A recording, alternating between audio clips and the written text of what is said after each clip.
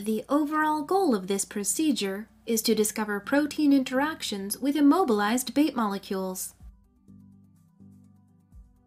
This is accomplished by first acquiring and immobilizing the bait. The second step is to introduce the phage library to be screened to the bait under conditions promoting binding. Next, the unbound phage are removed by stringent washing, while bound phage are used to infect the bacteria before being recovered. The final step is to amplify the bound phage for the next iteration of affinity selection.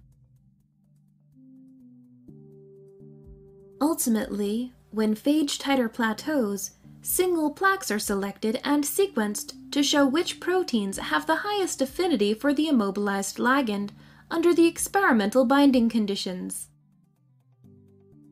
This process can help answer key questions in protein-protein interactions. This procedure begins with purified recombinant protein being placed in the bottom of microtiter plates, as described in the text protocol.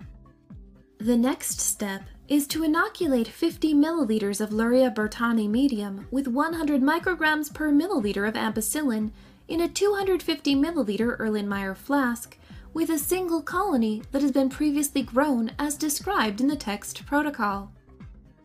Incubate at 37 degrees Celsius, 200 RPM in a horizontal shaker, and use a spectrophotometer to monitor cell density until an optical density at 600 nanometers of 0.5 to 0.6 is obtained.